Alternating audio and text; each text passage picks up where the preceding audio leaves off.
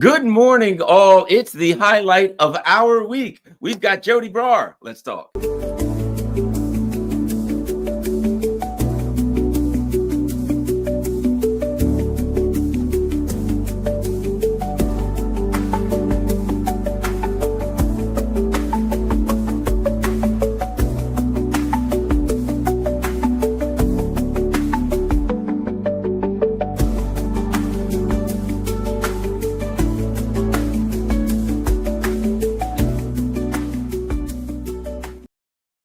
Good morning, all. It's Garland Nix and Joti Brar here on a Friday morning.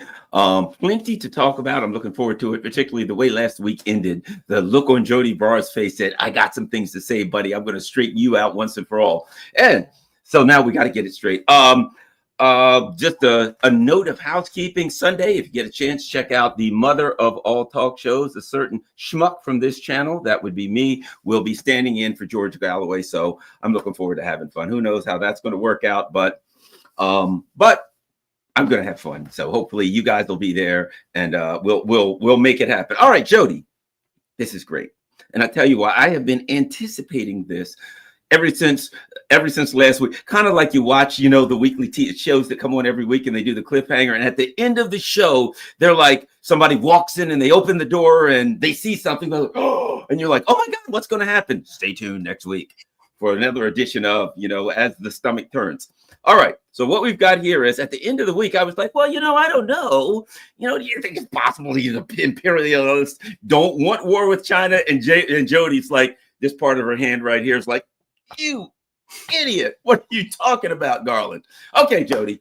I was like, well, maybe, I don't know. Maybe they don't want war with China. And Joti's like, yeah. Look, when I was talking, right, I'm looking and you're like,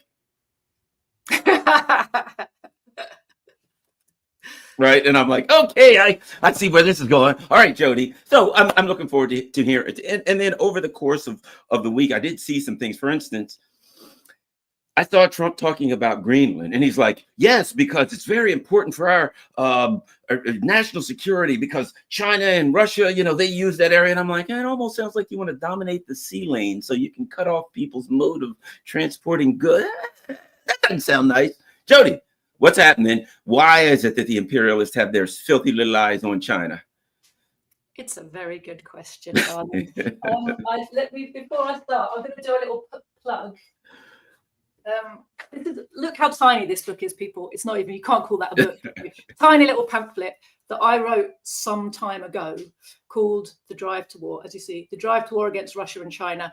And that gives you just a little overview of why is it that the imperialists are so desperate to make war on both Russia and China. And, we have to understand that in the modern period, in the post-Soviet period, and particularly in the last 20 years, the quest to stop the rise of China, right, has been US imperialism's number one goal. Mm-hmm. And that has not changed. I have to give thanks to Brian Beletic in particular, who does really fantastic forensic work on the USA and particularly on the games it plays and the strategies it employs to try to stop China in a absolute multitude of ways. But he sat and watched all of the hearings where Trump's various new ministers, or I don't know what the right terminology is for America, but you know what I mean, they have hearings, right, where they're confirmed, and long and boring hearings. But Brian Beletic sat and watched them all and pulled out the quotes that show you that Marco Rubio and others, Pete Hegseth and others who are being put into important positions in the new Trump administration, they've all made it abundantly clear that China remains the number one enemy, rival of US imperialism. And so I think I said last week, and I remain convinced that what we're looking at is a new pivot to Asia. And the idea that imperialism has become peaceful is delusional, right? So if you look at a lot of the statements that we're seeing, you just said it, and I agree with you. Some of these statements about how the USA needs to control Canada, control Panama, control Greenland, a lot of that is actually, and Brian Beletic's also made this point, and I agree with him, is aimed at China.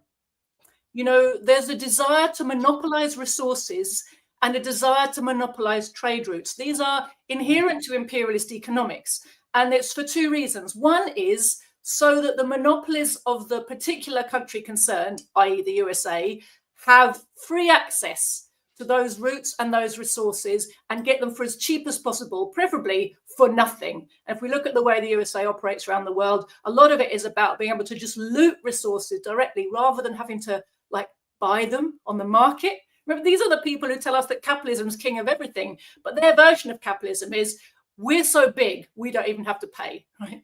And the other reason for monopolizing resources and trade routes is to prevent access to those things to their rivals, because that's how you maintain your dominance. You don't let somebody else get as big as you. You in fact try to crush them.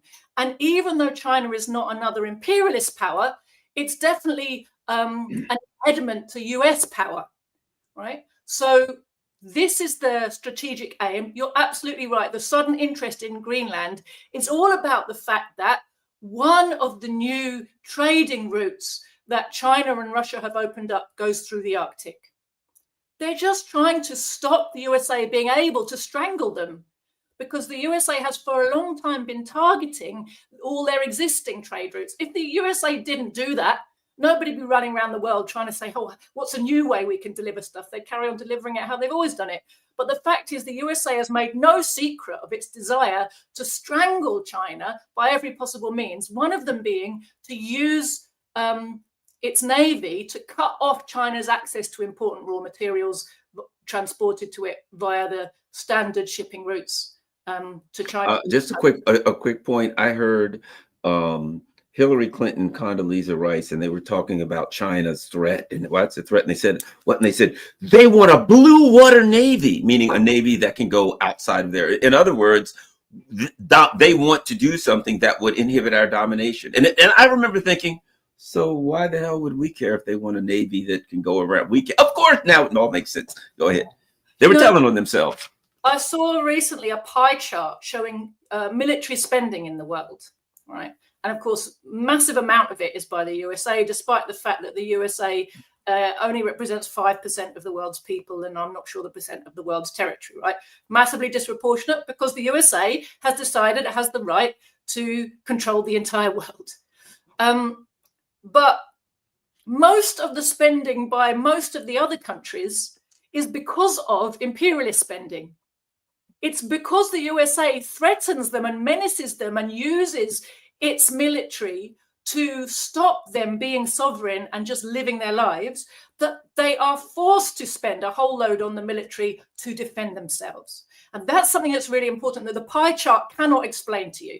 It's not just a question of, is it proportionate to the size of the country? It's like, why are they doing it in the first place? What's the nature of their militaries? And that's something else that's really important to understand. Russia and China both have militaries like the DPRK, like Venezuela, like Iran. All these countries have militaries which are aimed at defense because there is a threat.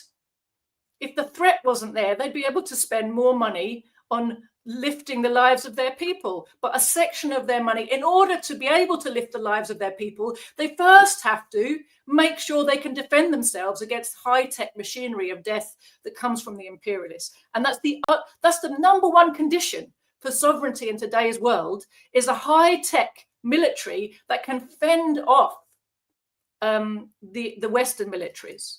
So, all this military spending is really a result of imperialist activity in the world, even by the countries which aren't imperialist, but just have to defend themselves. So I think it's something to really just bear in mind through all of this, When we look at China, we see they're not trying to monopolize anything.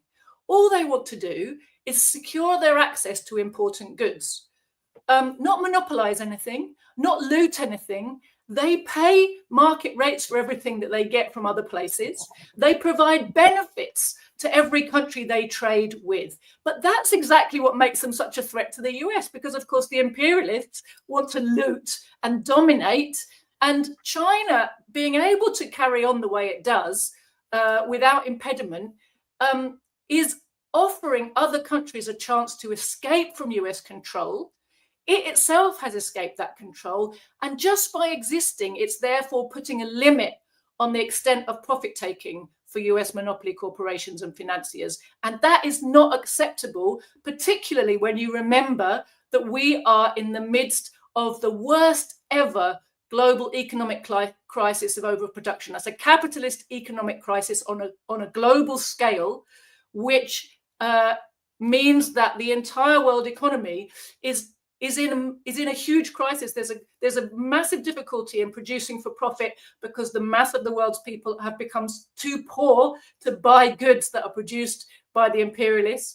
They are doing everything they can to open up sources, and they need big sources of profit. The whole system is laden with debt, individuals within it, corporations, states, and the debt is becoming bad debt.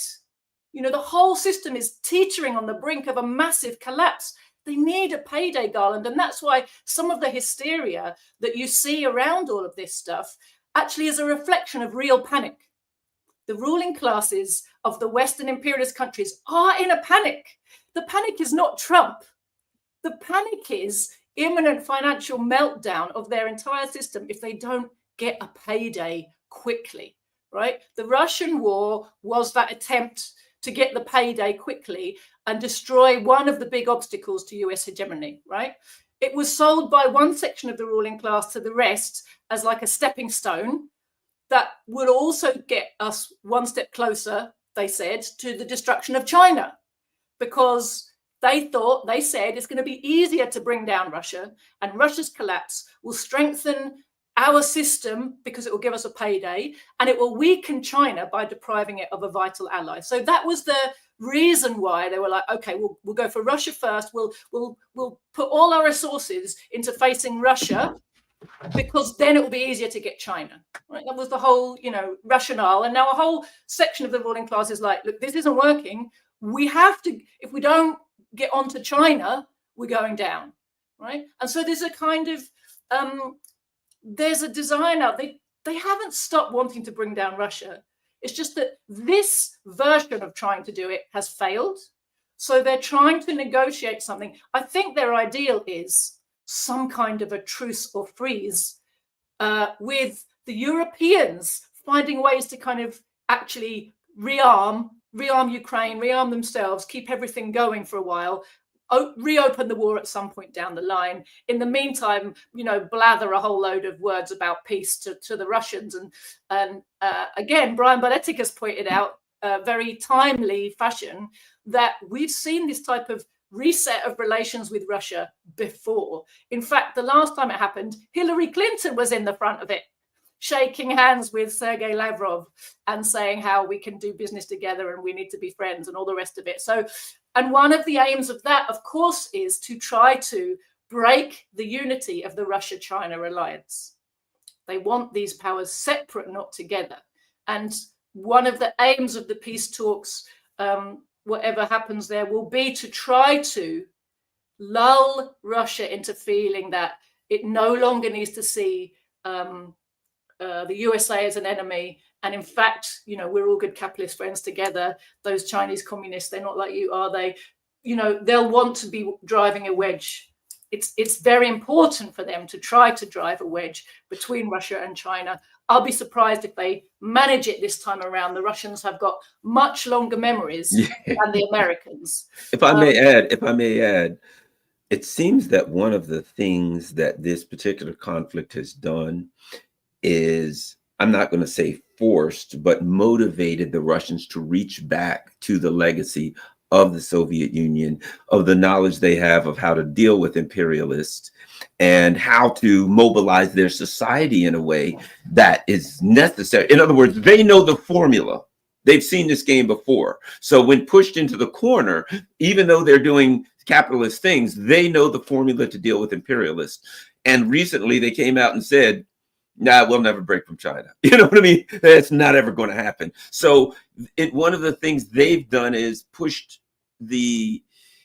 motivated the Russians to go back to that formula, to huddle back in that formula. And might I add, knowing a lot of people who in my age group, who were went to college and school and things like that in the Soviet Union, you realize they're very well educated. So this people in that from the Soviet Union, people who know those people, very well educated, very knowledgeable of history, and I'll add this. When I went to Venezuela, I saw the same thing, a socialist society. I went to the little towns and cities out in the hills, and I realized, wow, these people are really well educated and really knowledgeable of history, particularly the imperialists. And they said, yeah, that's one of the things Chavez did, was made sure everybody. And I come to find out that people in a socialist society, that one of the things their leaders do is educate them well, and educate them well about the imperialists so they don't get had again. That's definitely a very important aspect of the education system in any anti-imperialist country, of course, especially in a socialist one. Russia, the Russian ruling class and the Putin administration, they have a lot of contradictions because of their position as being the replacement regime for communism. Not the initial totally supine one that was up for selling Russia transforming it into a colony in service of the USA. They want to be sovereign, but they don't want to return to socialist relations because they've become very rich, right? There is a new ruling class, there's a new bourgeoisie in Russia, but it's in this contradictory position, as you say, in order to mobilize the people, the economy and its resources to effectively face down the entirety of NATO. Let us not forget, it's not Ukraine they've been fighting, it's all of NATO in Ukraine.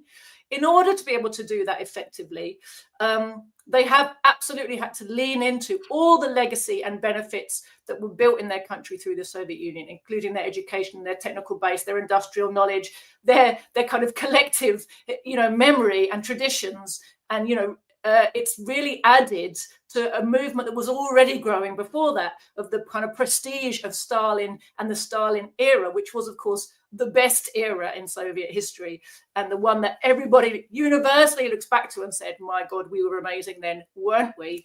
What happened? So they have this contradiction because, of course, they don't want to go back to socialism, and they don't want, they have to constantly make stupid comments about mistakes that Lenin made, and how he was some kind of evil tyrant under the control of and he was anti-religious, and they concoct all kinds of nonsense, when of course Lenin was the founder of the state that made Russia what it is. And it was Lenin's ideology, understanding, party building. Stalin was a good Leninist, right? And they can't admit that. Right, but they have this contradiction that on the one hand they're reviving the pride of and the traditions, many of the traditions of the socialist era, whilst trying to tell people that this is something to do with Russian nationalism, not to do with socialism. That's a contradiction they're going to have to work out. The people there, fundamentally, they won't get to what they need without reverting to socialism, but it is objectively, we can see that it has been the strength of the legacy of Soviet construction and socialism that has enabled Russia to survive this onslaught. And, on every level, technical, military, education, all of it has come from that strength. So that's been something very important. And the revival of the links between Russia and countries around the world that had good links with the Soviet Union, the revival of these fraternal relationships based on mutual cooperation, mutual benefit, mutual respect, the revival of that tradition, again, leaning very heavily into the socialist period, and especially the early, socialist period, when the Soviet Union did so much for the world and for the world's people. That again has forced a kind of revival of these ideas amongst these people. They try and say this is a Russian thing. It's absolute bullshit. I'm sorry. Russian imperialism was as bloodthirsty as any of the others, and it was as racist as any of the others. It's empire was contiguous. It was on the landmass. So, okay, they didn't colonize anyone in Africa or Latin America, but they colonized a huge amount of Central and Eastern Asia, right? And they treated the peoples there like scum. One of the things they hated Joseph Stalin for was he came from an oppressed nation. He was not Russian. He was Georgian. And he understood the Georgian question, and he understood the colonial question. He wrote the definitive Leninist work on the national question and how it needs to be approached and solved in this era of imperialist domination of small nations and the crushing of small nations by big ones in the global imperialist system. So there is a contradiction. What we've seen is, even though President Putin and the people around him keep making anti-communist and anti-Lenin statements, the most comprador section of the Russian bourgeoisie, the one that just desperately wants good relations with the West no matter what, and will sell the country out really if they could, they've been massively weakened by the last 3 years' events. The more nationalist sections, the ones that want sovereignty and dignity, have been strengthened, and so has the memory and the traditions of socialist economic system. So, that's an ongoing process. That story is not over. President Putin is not the last word in, what the Russian people can and will achieve. But it's definitely it's an interesting place we're at right now. I hope very much. I don't think it's that likely. There's a lot of people screaming that, oh my God, Putin's just immediately going to sell out now that Trump's making some nice noises towards him. I see no evidence for that. And I think before people start shouting like that, like something terrible already happened when they're just guessing, they should just wait a little bit.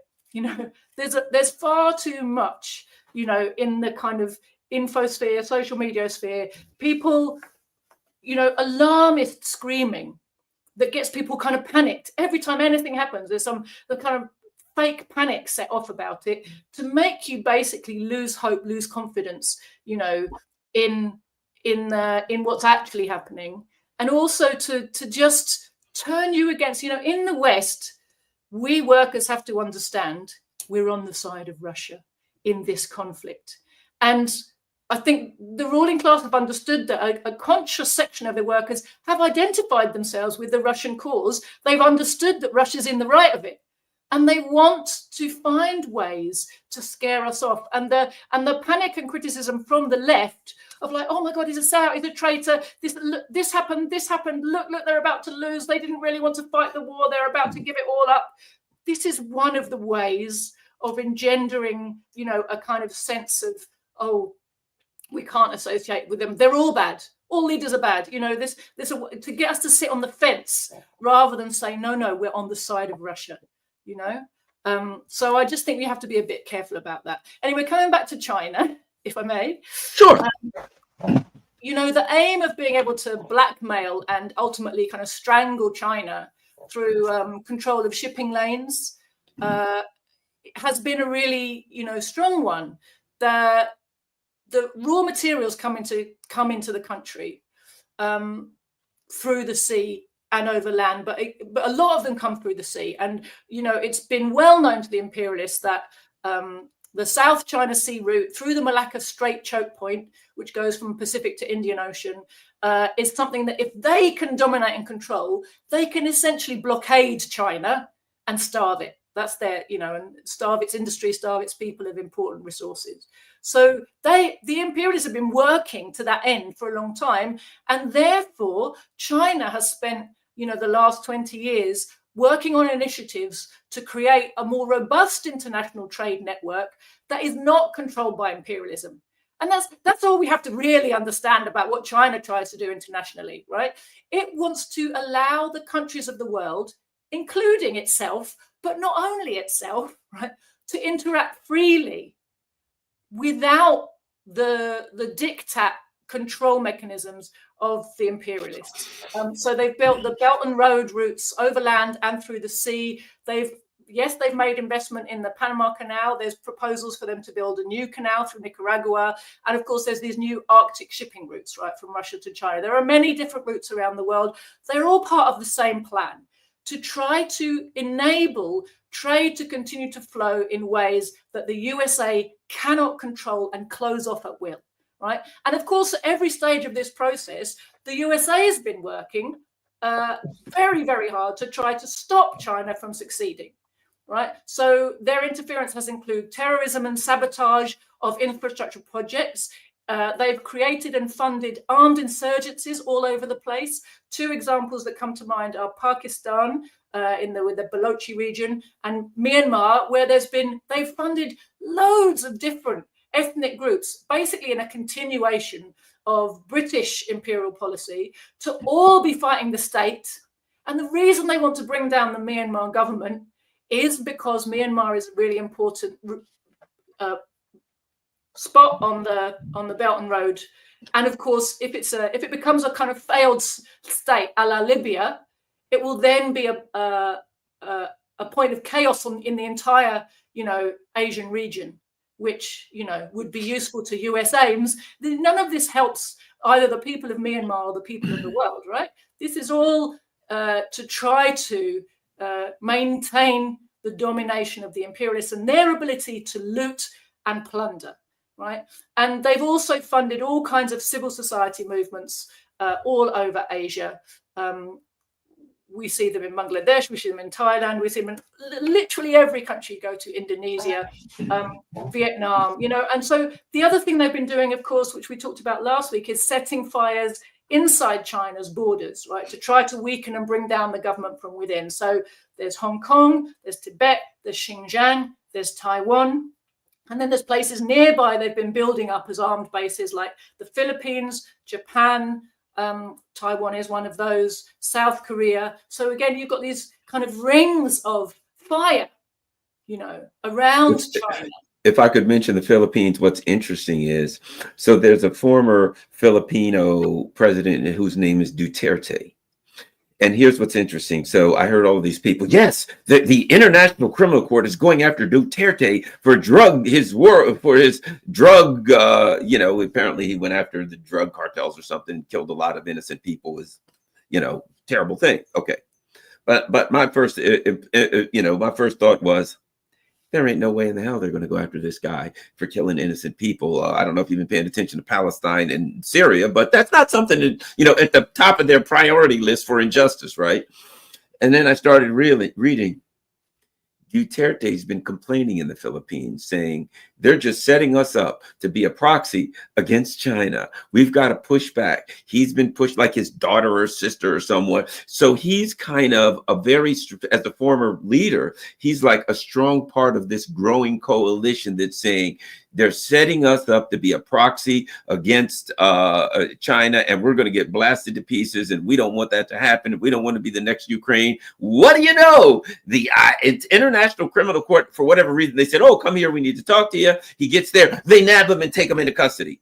But yet, the guy in charge, the ISIS leader in charge of Syria, is like wandering around and they're just like slaughtering people, doing a genocide, and he's perfectly fine. So I'm like, okay, it all makes sense with Duterte now. So again, I just wanted to mention that on the Philippines for those who think the International Criminal Court has somehow decided that they're going to be, stand for morality and justice.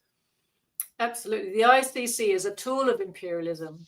It's a kangaroo court. It is not a mechanism for any kind of international calling to account. In fact, we don't have a mechanism for calling people to account or countries to account internationally. There is supposedly one at the United Nations called the International Court of Justice. That's not the ICC. People get confused. There's two. The ICJ is at the United Nations. But of course, the United Nations itself has basically been controlled by the USA since World War II. And the ICJ, you see how utterly impotent it is, because it has even when it comes to even when it actually investigates something and actually comes to a correct conclusion, like it has done over Gaza, it has no mechanism of enforcement. The only enforcement is the Security Council, where the USA has a veto and uses it. So, the ICJ says, oh, we think maybe it would be a good idea for Israel to stop doing what it's doing, because you could call what it's doing genocide, don't you think? And the whole world goes, yes. And the USA goes, veto, and nothing happens. So and sanction the people. They literally sanctioned the people on the court who made a finding based on when they finally looked at something and they're like, well, I guess it's kind of hard to overlook an actual genocide that's going on right now. What are we going to do? Okay, it's a genocide. The US will sanction you in that case. Right. So there is no mechanism for enforcing international law. International law exists in theory, not in practice. And it's observed by people who think that it would be a good idea if international law was a practical thing. And it's ignored by the imperialists. They like to hit people over the head with it every now and again and pretend to care about it. But in fact, they don't. They don't sign up to anything. As far as they're concerned, they're absolutely above all law. International law is whatever they say it is, and enforcement is whatever they decide, to enforce. So we also see that the US kind of interferes in relations between China and all its neighbors, particularly in the South China Sea area, where it's been for decades now stirring up disagreements between neighbors in the South China Sea, between China and Vietnam, between China and the Philippines, China and Japan, whoever, and then putting itself into the middle of the arbitration process, right? And using this excuse of freedom of navigation, why it has to be in there. But of course, USA has got no business to be anywhere there. This is not their region, right? If you look at the globe, the Pacific is massive. And the side of the Pacific where the USA is so far away from the side where China, Vietnam, Philippines, all the rest of it are. So the idea that the USA has the right to be the policeman of the of the Pacific, the Eastern, what's this, bloody hell, Western Pacific, the side over by China, is ludicrous, right? But that's what they do. And of course they do other things, like they insert themselves into kind of regional concerns. Like they've set up this thing. I'm indebted again to Brian Beletic for this, because he does so much research into the area around China. They set up this forum of all kinds of, global entities to look into and, interfere with basically the development attempts around the Mekong River system. Again, like the South China Sea, this is a massive river that affects a whole group of neighboring countries. It kind of goes from China and kind of snakes through down to the sea, and it goes through Vietnam. I know it goes through. You've got the Mekong Delta Vietnam, there. Laos, Cambodia, I think maybe Thailand as well. So, it's all those countries there. And China, wants to do good development along that and bring prosperity to people, right? With infrastructure. Build dams, create electricity, create infrastructure, give people alternatives to hand-to-mouth living, and raise up the whole area. And in this, as in so many other places where China is trying to help people build infrastructure, one of the tactics the imperialists use is they create a kind of fake civil society movements whose basically their job is to raise ecological objections to all the development plans. Like, oh, no, we mustn't touch the earth because, it's sacrosanct. But the whole point is you mustn't have development, right? And to stop this cooperation between neighbors and create instead antagonism between neighbors. Now, the new regime of Donald Trump, it's been hailed as being one that wants peace and which is closing down the USA's regime change machinery. But I think there's really a classic case of people seeing what they want to see and really hoping that we've somehow arrived at this point where imperialist logic has just been forced to align itself with human logic and see sense. But the point is that actually isn't possible. For as long as we live in a world run by capitalist economics, we're going to be, the world's decision making is going to be according to the dictates of profit, not according to human logic and common sense, right? Capitalism is what ensures that profit drives all decision making.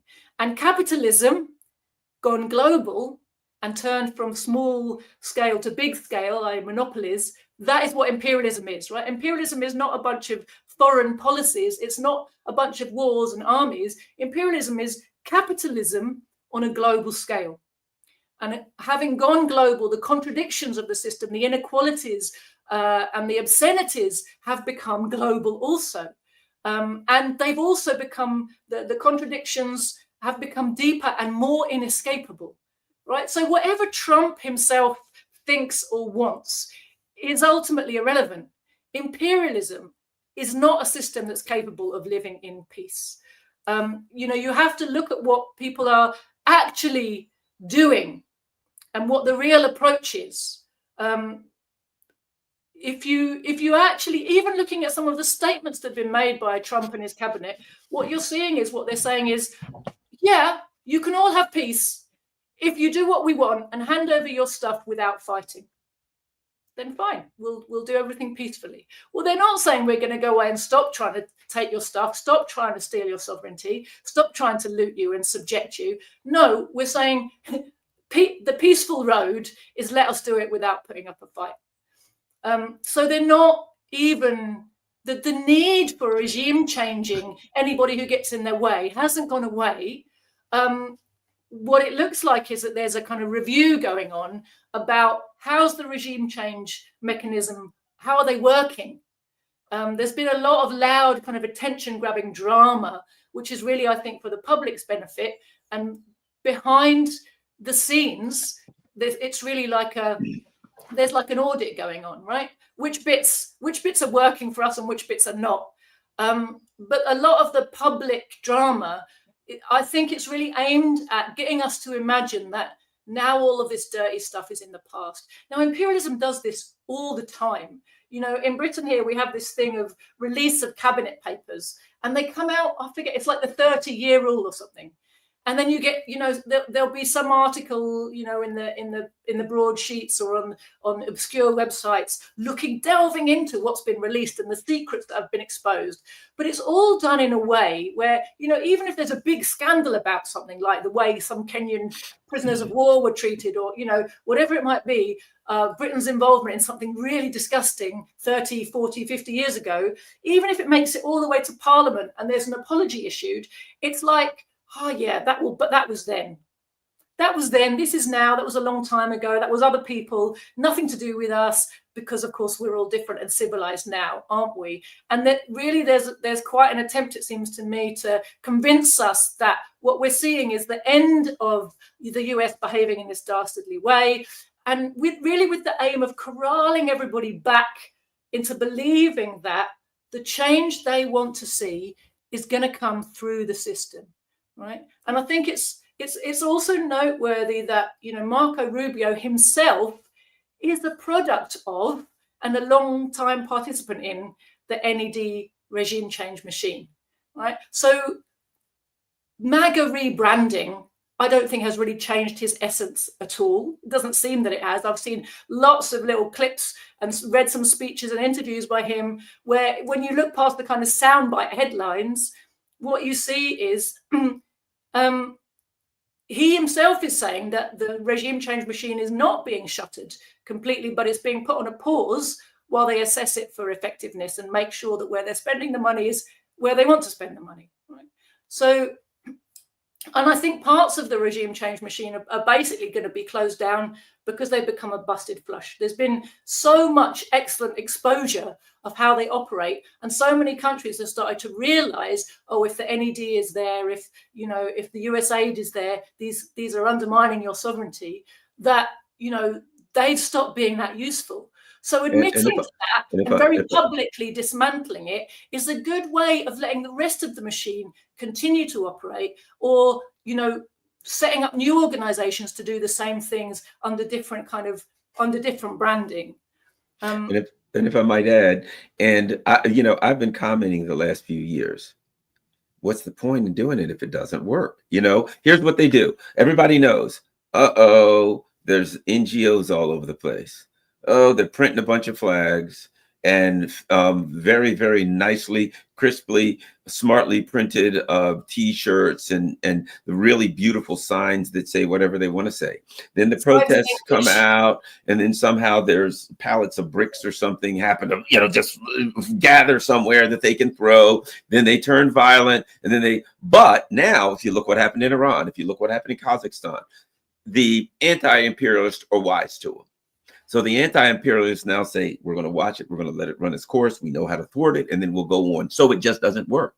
So it's not that they're like, we've got to stop doing this because it's wrong. It's like, well, darn it, the old, protest Maidan Square kind of stuff doesn't work anymore. We've got a bunch of people that are getting paid doing that. That's what they want to do because they make a lot of money doing that. But why are we wasting our money paying all of these people to overthrow governments? They're basically saying, we're paying you to overthrow governments. Damn it, you're not overthrowing any governments. You're fired. We got to come up with a better way to overthrow governments. And people were like, wow, they're getting rid of the mechanism to overthrow government. I guess they don't want to overthrow governments anymore. No, they actually do. They're getting rid of the mechanism that hasn't been successful in overthrowing governments. I think that's absolutely right, Garland. And they're also doing this thing where, by seeming to admit that they were doing that, which lots of people have worked out already, it's like a damage limitation exercise. So you make it look like, yes, you're right, the bits you're looking at are the whole thing, and now we've abandoned it. That means we're not doing it anymore.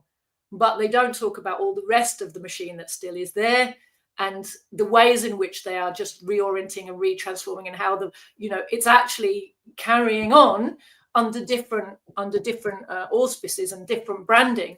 But I think we mustn't be too pessimistic about that process, because lots of very important and useful facts have been exposed during all this turmoil. Romania.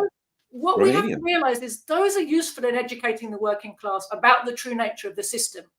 But it's not useful if the lesson we learn is, look, voting is going to fix our problems.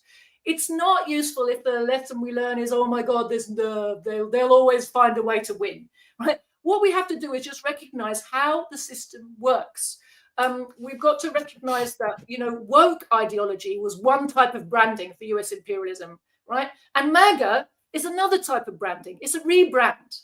It's a new way of presenting the same system, a new way of persuading a chunk of working class people to believe that the ruling class is working in their interests, right?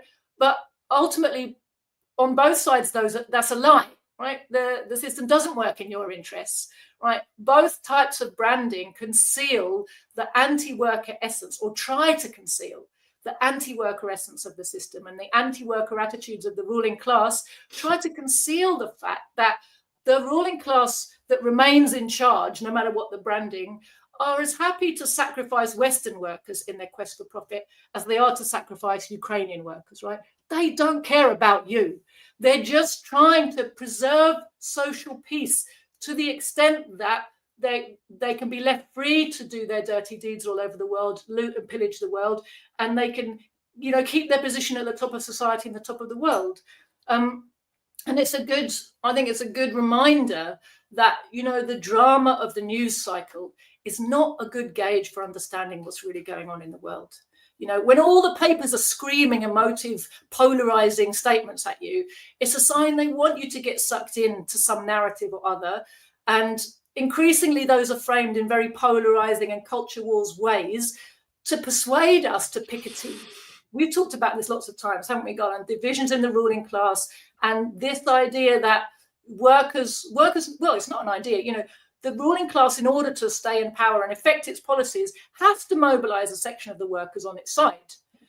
So they work very hard to persuade us to pick a team, but we have to not forget that the captains of those teams are members of an enemy class.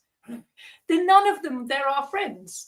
And we have to remember as well who controls the media narrative, and pause before we kind of jump to judgment on any of these questions. We've got to spend less time chasing the news cycle and consuming kind of endless infotainment, and more time really seriously studying, so we can really educate ourselves to understand and see the bigger picture. I've talked about Brian Beletic today. I recommend people also follow Kit Clarenberg, because he follows in detail the kind of British imperialist, establishment and its its underworkings, if you like, the stuff that, especially the whole, or its huge spying network. You know, these people do good forensic investigation, right? But which is not what I do. You know, I have to admit to that. You know, I'm not a journalist. My job, I study and understand Marxism to try to bring the understanding it brings to the working class, right? For me, too much time spent on chasing all the details of everything that's happening kind of gets in the way of what is actually more important.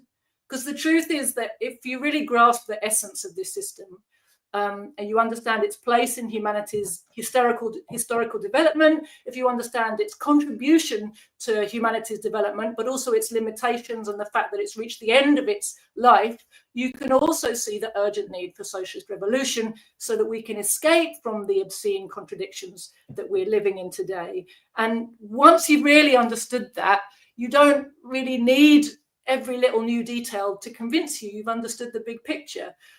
For me, the new details are a means of helping other people see the solution that Marxism offers them, right? Because people are caught up in what's happening today, what's happening tomorrow. And, you know, so we use what's happening, you know, the surface noise to try to help people come to the conclusion that they need to understand Marxism and they need to work for the replacement of society. Now, it's not a message people are lining up to hear, Garland. You know, it would be much simpler if we didn't have to do this hard job of organizing and getting ourselves educated and learning how to connect this understanding with the mass of the people. It'd be really nice if we could get liberated by voting.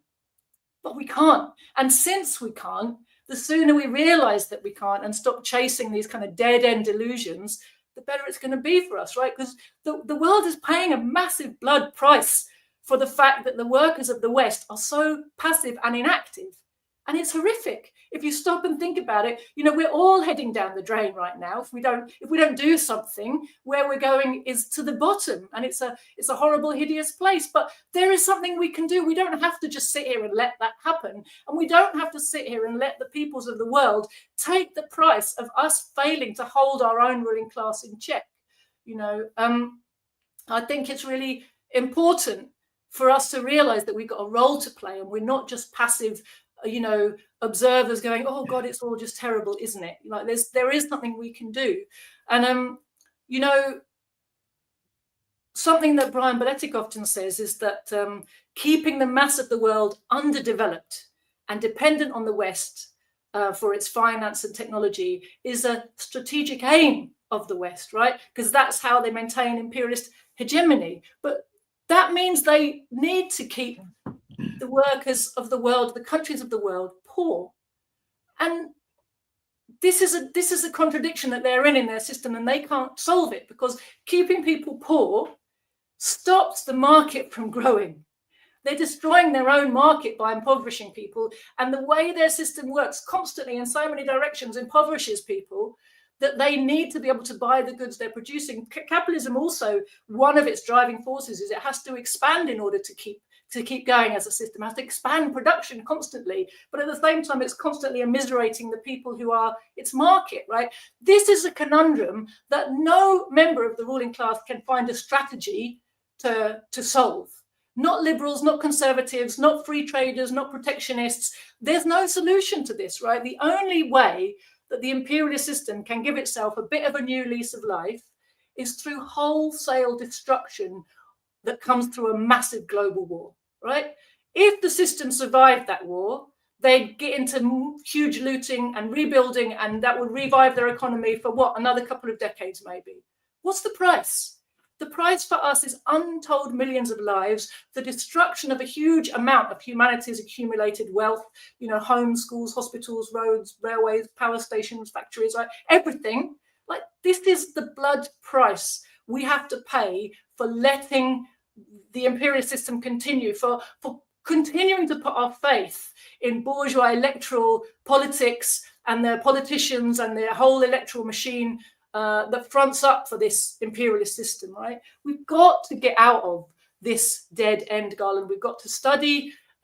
We've got to take Marxism that lays all of this bare and explains it to us. We've got to form genuine working class organizations that can train and organize people not to fight for positions at the top of this, you know, dying, bloodthirsty system, but to bring the whole kind of rotten edifice down and replace it with the system that will take care of the people. One of the things I find interesting coming out of this discussion, throw something back at you. What makes more sense now is the game that's being played with the US and the EU, right? The US is like, hey, Russia, let's make a deal. The EU, they're over there, no, we hate Russia and we're mad at the US, right? But here's what we've got to do. We've got to completely rearm. We've got to drop anything that we're going to give to our people, the poor, the working class, all the, healthcare, education, forget all of that. All of the money we have has to go into remilitarizing. And everyone knows they're remilitarizing for a giant war with Russia. That's their plan, right? Oh, the ruling elite, we must remilitarize. And what they say is because Russia's going to attack us. And Russia's like looking at the Paris, the Paris Olympics, opening. And Russia's like, if you offered us France free, we wouldn't take it right now, much less attack it, right? But they're like, no, we must militarize like never before to protect ourselves from someone who absolutely doesn't want to attack us. Well, everybody knows that's absurd. They just want to attack Russia. The US is like, we're going to be friends with Russia. Friends. But we'd be happy to sell you everything you need to militarize against Russia. And if you're Russia, you're like, well, you're playing two games, US. On one hand, you're saying you want to be our friends. But if you want to be our friends, wouldn't you be saying to the US, we're going to be Russia, to EU, we're going to be Russia's friends, and you're going to be Russia's friends. Darn it, we're not going to sell you all of these weapons so you can militarize against Russia. But it's good cop, bad cop. We're going to be your friends, Russia. Now, we can't, the people the next door to you, they'll get all armed up, and then in a few years, they'll attack you. It's maybe 10 years, maybe 20 years. They're like, it may take us 20 years. What do we care? If it takes you 20 years, sure, your people will all be impoverished, but who cares? You'll be ready to attack Russia. Meanwhile, while you're preparing for your big war with Russia, we'll go over here and harass China in any and every way we can. And so now it makes sense to me, this game of good cop, bad cop, where, yes, the US is going to make friends with Russia because right now Russia has defeated them militarily.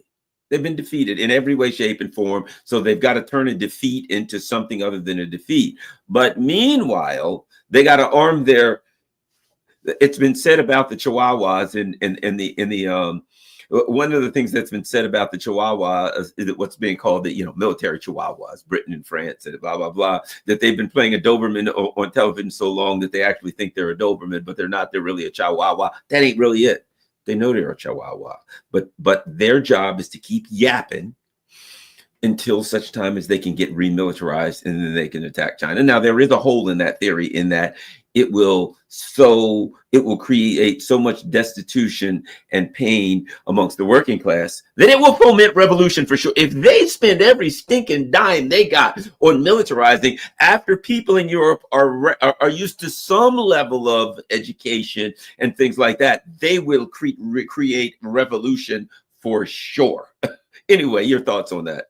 That they left that out, that I'm sorry, you made things a little okay with the people for years because you had to, because the Soviet Union was sitting over there, but they got accustomed to that. And if you think that you're going to snatch everything from them, the people would be impoverished. It'd be worse than Haiti.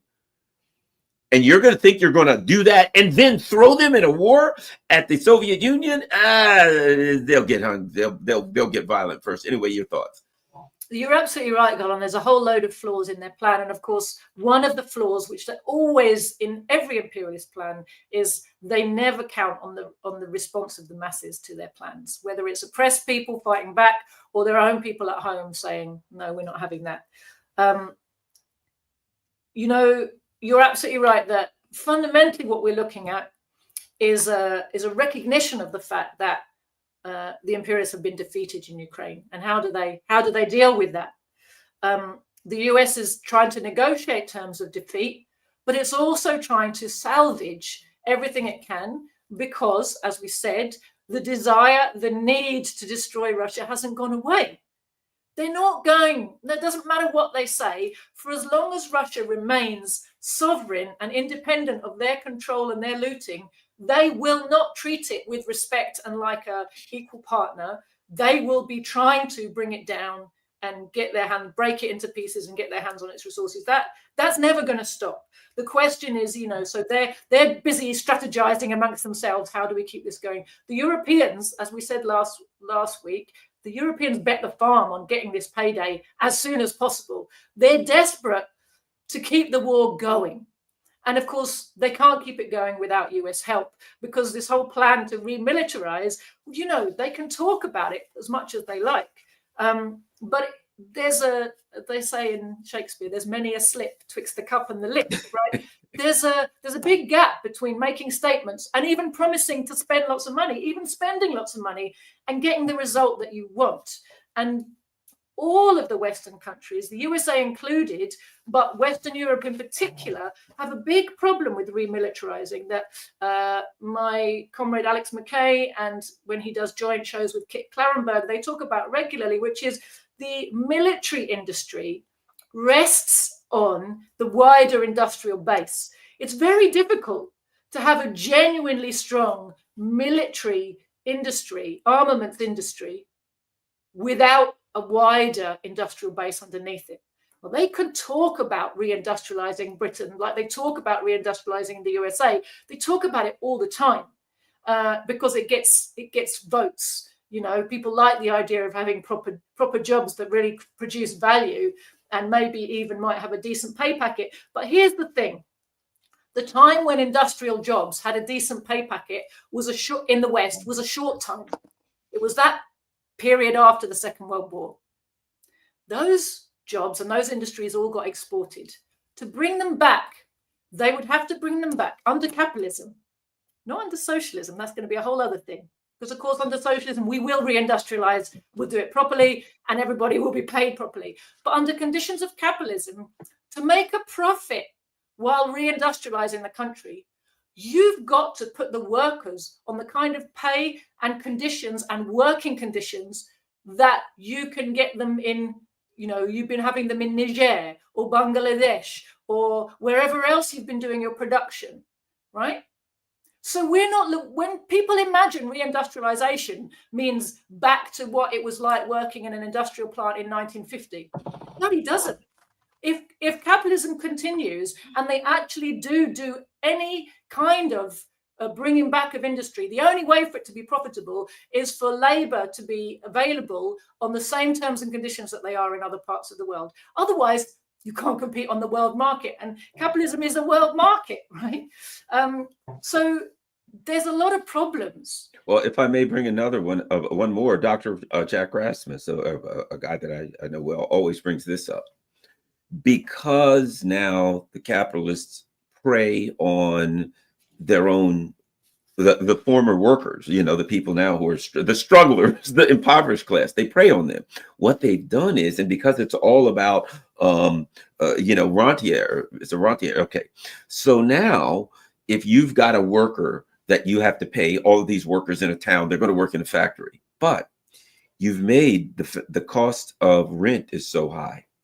They need a car or transportation to get back and forth to work, but you didn't build proper public transportation because you wanted money in cars, and that would have cost money. It would take from your profits, and there's no profit in public transportation because now they have to pay to go to college because they don't have free college. The bottom line is you would have to pay the workers so much in order for them to be able to survive in a predatory capitalist system that you wouldn't be able to have an outcome. It would be so expensive, it wouldn't be feasible because you'd have to pay these workers 100 times what you're paying these others because you've made it near impossible for them to live. So the cost of labor would be so expensive. Might I add, you've allowed your infrastructure to deteriorate. So now you don't have the electrical grid that could handle these gigantic corporations. You don't have the roads, you don't have the trains, you don't have the things that you need to handle. So even if you built the industry, the infrastructure, which you built an infrastructure when you had an industry. When the industry went overseas, you didn't rebuild the infrastructure. Who needs it just for the poor schmucks running up and down the road? So you do not have the foundation that you need, and it would be too expensive. So you've now the capitalism has created a dynamic where even though you know what you want, what you have can't create that. And if it could create it, it couldn't support it.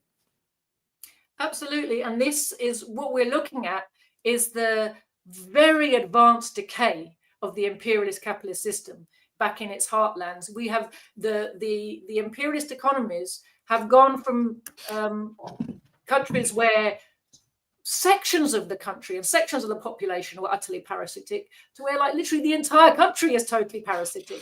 And to reverse that is not a small thing. It might, if you had unlimited time, without all the pressures of everything that's going on around the world, you could potentially do it, but it would have to be basically under a kind of fully kind of state fascist type of system where the state took over control of all production and all labor, and basically coerced labor, no unions, forced labor to rebuild, absolutely everything on double quick time, for very little pay in very terrifying conditions. And not for profit, because we need it, it's in the national interest. But it's very difficult to create all of those conditions, right? Very, very difficult. And as you say, the masses might have something to say about it. You can make a lot of plans. That doesn't mean they kind of come to fruition with a fundamental problem they've got. And we've seen it the last 3 years. They keep talking about how they're going to expand production of this and expand production of that. But our military industries have got, number one, they talk about it and they don't do it. They can't do it. Our military industries have also got used to this situation after the fall of the USSR, which got them in this habit. Like, why make something efficiently if you can make it inefficiently and get paid a shitload more? So their profitability rests on being given basically a whole load of money from the state for not very much. That's their business model. And these corporations are bigger than the government, right? So it's very, very hard, even for the collective ruling class, to get together and reorganize that, because it threatens the profits of the very corporations in whose interest the state is run. And the short-term profit line ultimately trumps all kind of long-term thinking for the ruling class. They've got to keep the profits going. Otherwise what? If the arms companies collapse, then how are you going to wage a war anyway? So there's a whole load of contradictory things going on. But just coming back to this question of do they really want peace, or what are they up to? There's a lot of people speculating that and like you were saying, Garland, that what we're looking at is a kind of now division of labor, like you say, good cop, bad cop. That the US has made it clear that it wants Europe to pay more for defense. It wants Europe to remilitarize, right? But then we need a whole load of propaganda to convince the workers that militarizing the economy is in their interest and something they need to do. So they do all this hysteria about how Russia wants to attack you, but there's increasingly broad sections of the working class who don't buy that, right? So it's a very difficult sell to the workers, and it's hard to see to what extent they're really going to be able to be successful in that. I'm sure they're going to keep pushing and keep trying, and we keep seeing these waves of propaganda, don't we, about plucky Ukraine and evil Trump, how Trump is selling us out, how he's enabling Putin, and Putin's going to come for us all, and all this rubbish. But there's one thing I think we should keep our eyes on when we're these narratives can be very confusing, and they can encourage people to think, well, if the European elites who I hate are all hating on Trump, Trump must be doing a good thing. And he says he wants peace and I want peace, and that's great, isn't it? But I think it's really important to notice that one thing Donald Trump and his regime have not said is disband NATO. Now, what was NATO formed for? What is its whole existence based on? Destroying Russia. It was founded to face down and try to contain and, if possible, destroy the Soviet Union. After the Soviet Union went, it was still there. Why? Because they don't have it Russia yet. Russia was still a problem. And all these years, it's been very, very clear, as NATO has enlarged, the whole purpose of everything it was doing was aimed at Russia. So if the United States genuinely wanted peace with Russia and an end to war, it's one easy thing they can do is disband NATO. And they're not doing it. Not only are they not doing it, Donald Trump is demanding everyone in Europe put more money and more resources into NATO. Right? That's not looking for peace in Europe. That's preparing for the next round of war, isn't it? Yes, here's a perfect example from, let me show you this. This is from the Atlantic Council, NATO's think tank, implicating NATO's strategic concept on China. China's maritime claims. See, there we go. China and transatlantic security. So that if you listen to the imperialists, they'll tell you what their game plan is. At one point, they were saying we need a NATO in the Pacific, and people were like, "Well, that's not the North Atlantic." They were taking NATO as literally North Atlantic geographically, rather than this is a military imperialist monster that is used to go around the world and plunder, etc. Absolutely. NATO is an instrument for the imperialist domination and plunder of the entire globe. It was, as we said, founded for the containment of the USSR and destruction of Russia. That's its primary focus. But increasingly, you're right, as the drive to war has been ramping up, NATO and NATO-like structures are popping up everywhere. And you see that by the way that Japan and South Korea get invited now to NATO summits. What is that? They're a very long way away, from Europe, and especially from the Atlantic. What is it? Colombia and a couple of the South American countries are considered like NATO partners. Yeah. Why? Because Venezuela's there, and Venezuela's got lots of oil, and it's a socialist country. Well, our time's just about up. I got to get ready to run. Tell everybody where they can find all your stuff and online and on YouTube and all that stuff. Oh, sure. So my party website is thecommunists.org. And I would ask people who are interested in educating themselves to go to that website, look under the tab that says Learn. You can find a really fantastic Marxist study program there to begin your path to enlightenment, as we say, and to begin that process of getting yourself properly educated rather than constantly bamboozled and confused.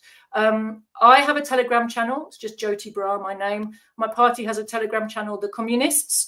We're on Twitter. We have a fantastic YouTube channel called Proletarian TV, full of very informative presentations on all subjects of all kinds. So definitely check that out and follow it if you can.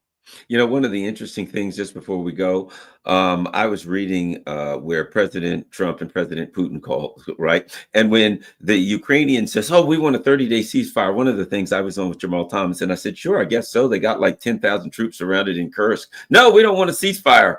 Our troops are all surrounded in Kursk." Perhaps 30 days would be a good ceasefire. And I'm thinking, yeah, how convenient is that? Well, Trump spoke with Putin, and guess what? One of the things he asked, "Well, do you think the lives of the those troops that are surrounded in Kursk could be spared?" And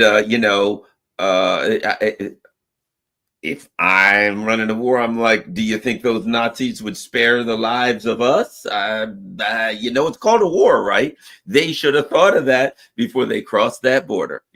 There's no way. There's only one way out. Well, they could surrender. That would be the thing to say. Sure, it's better under international law. If they stick up a white flag, they'll go to a gulag like anybody else. We'll give them a fair, we'll give them, hey, they're terrorists now. So, but whatever the case, it is interesting how convenient it is that we'd like a 30-day. As soon as like all of their troops get surrounded, all of a sudden they see the light, and they decided that they want they're always up to no good. Okay, Joti Brar, everybody, here's what's critical.